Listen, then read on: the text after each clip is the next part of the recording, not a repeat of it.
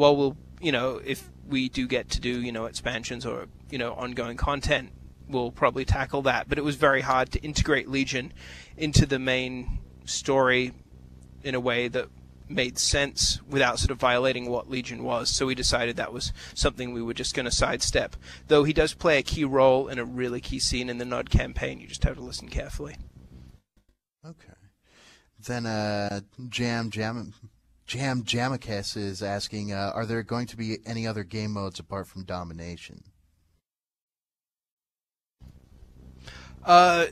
Not as of now. Domination is the multiplayer mode in CNC 4. It was what the game was designed around and balanced for, and so on. So for right now, Domination is what is the multiplayer mode. However, it's pretty flexible based on the amount of players, class types, and so on. And hopefully, people will like it. Okay. Then Ben Henwood has a question about matchmaking. Does Automatch match players using skill levels, or does it just find another player, or how does that work?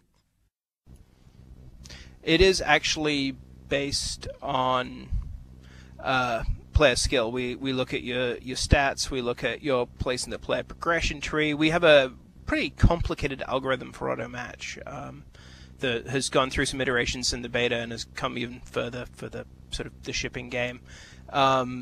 We were doing a ton of metric analysis putting together our auto match. So it matches you based on skill, on experience, on where you are in the player progression tree, all kinds of things, and tries to find you the people closest to where you fit within that.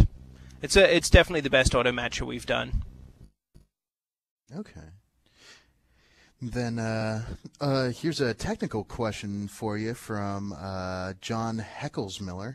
Are there going to be any abilities to use multiple monitors on the game? I wish. It would be so nice. No, right now there is no multi-monitor support to the best of my knowledge. I would really like multi-monitor support. It's one of those things I harangue our engineering department about, but in the time you have to make the game, you have to make some decisions about what you do and don't do, and that was one of the things they decided not to do. Okay. Then Alexei Zachow asks, will there be giant organic units in the game? Actually, we considered doing giant organic units for a long time for sort of the Forgotten.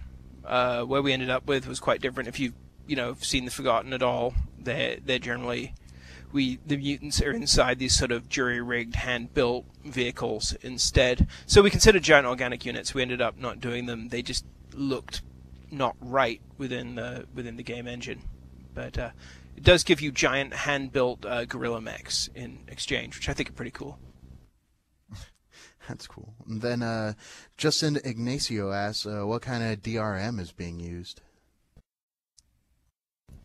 The DRM question, which I'm not really meant to comment on. Sorry.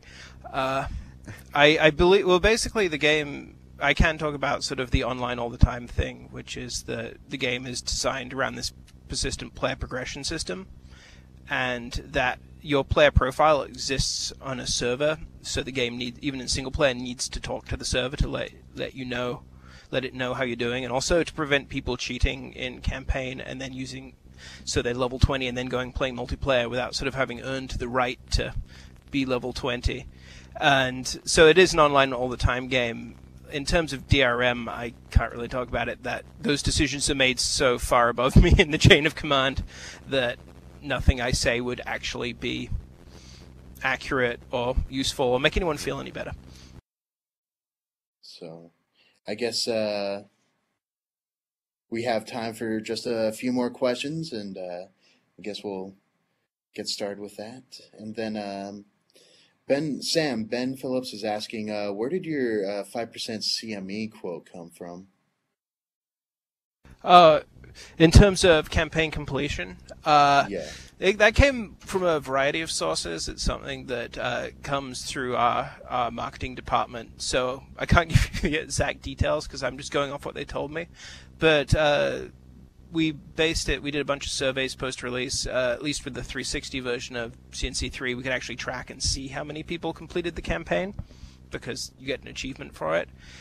We also do a lot of data collection and analysis from the game.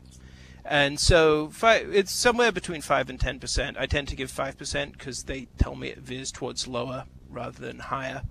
But that was the thing with CNC3. It was 38 missions long. It was huge, and it got to the point where I think it was a little too long. That's like my personal opinion.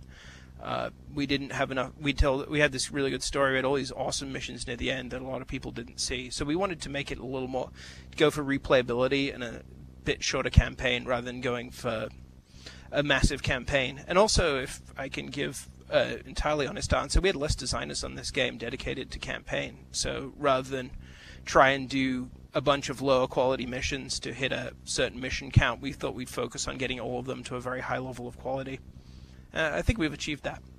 At least if you play the game, you'll see that. If you disagree with me, you can, well, you know who I am on Facebook now. You can express your discontent.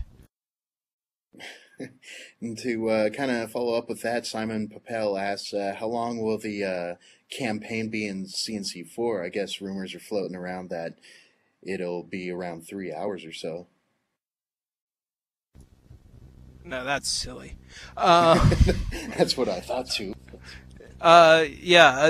We did a series of what we called Rooms of Campaign, with the emphasis on the pain, over the last 6 months of development, where basically the entire design team would sit down and play through the entire campaign, NOD and GDI, throughout the day, and then after each mission break down the mission we played and work out what we could do to make it better.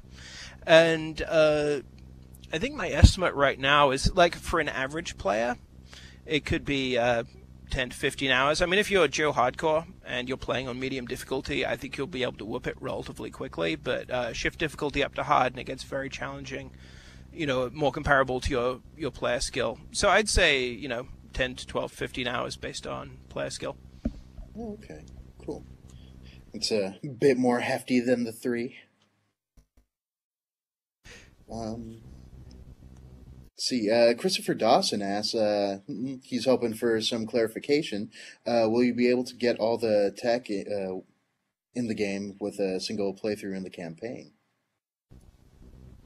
Nope. You'll be able to get pretty high up the tech tree, but the idea is, one of the things we found is that our multiplayer base often doesn't match the overall size of our user base, and so we're trying to encourage people to go online, or at least play some skirmish and explore the parts of the game beyond the campaign. So you'll get, I'd say, 3/4 of the way there if you just play the campaign, and then from there, the idea being that then you can go online and play against some people, and because the game's team-based and there's a variety of classes to play, it's not quite as intimidating to go online as it has been in previous games, as I will totally admit to going online to play every RTS I ship from BF-Me 2 onwards and getting annihilated within a week of it shipping.